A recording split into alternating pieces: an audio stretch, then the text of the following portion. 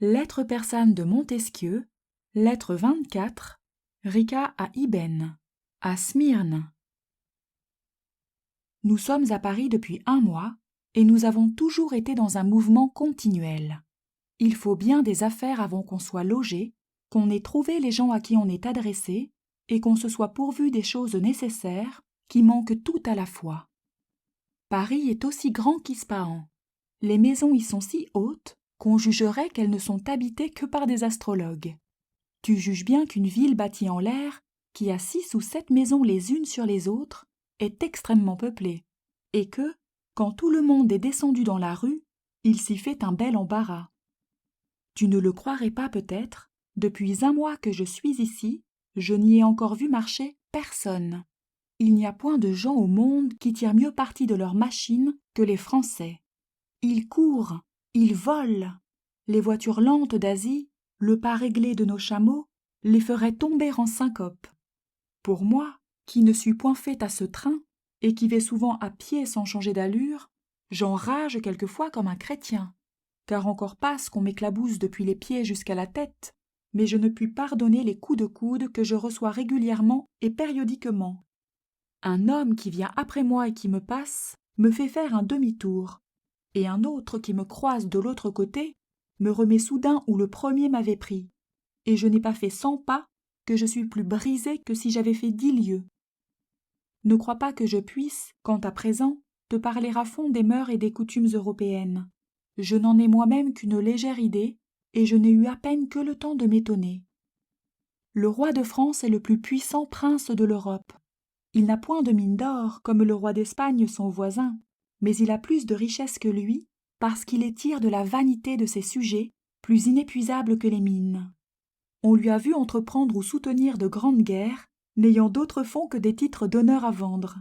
Et, par un prodige de l'orgueil humain, ses troupes se trouvaient payées, ses places munies et ses flottes équipées.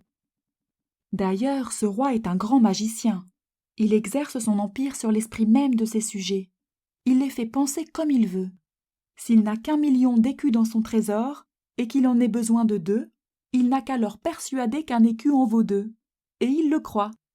S'il a une guerre difficile à soutenir, et qu'il n'ait point d'argent, il n'a qu'à leur mettre dans la tête qu'un morceau de papier est de l'argent, et ils en sont aussitôt convaincus.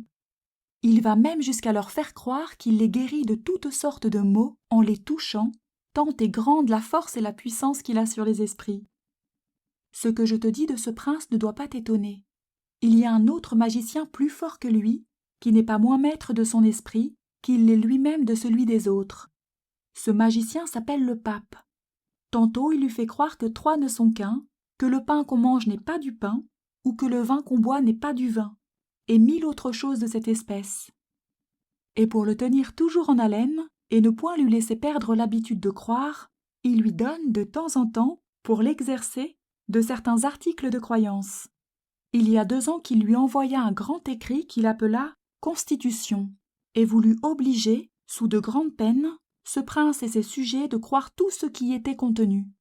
Il réussit à l'égard du prince, qui se soumit aussitôt, et donna l'exemple à ses sujets. Mais quelques-uns d'entre eux se révoltèrent et dirent qu'ils ne voulaient rien croire de tout ce qui était dans cet écrit. Ce sont les femmes qui ont été les motrices de toute cette révolte qui divise toute la cour, tout le royaume et toutes les familles. Cette constitution leur défend de lire un livre que tous les chrétiens disent avoir été apporté du ciel.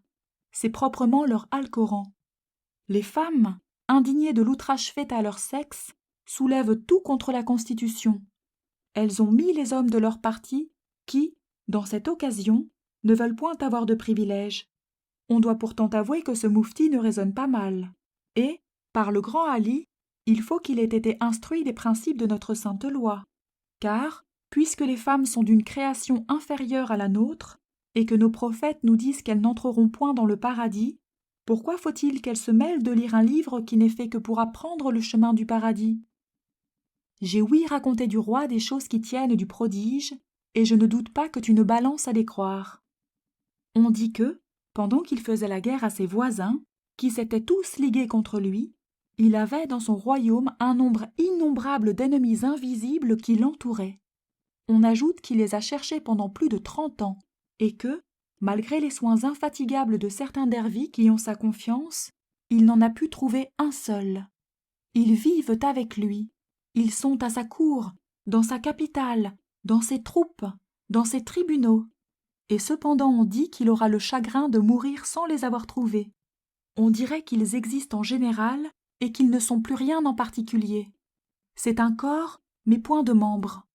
Sans doute que le ciel veut punir ce prince de n'avoir pas été assez modéré envers les ennemis qu'il a vaincus, puisqu'il lui en donne d'invisibles et dont le génie et le destin sont au-dessus du sien. Je continuerai à t'écrire et je t'apprendrai des choses bien éloignées du caractère et du génie persan. C'est bien la même terre qui nous porte tous deux, mais les hommes du pays où je vis et ceux du pays où tu es sont des hommes bien différents.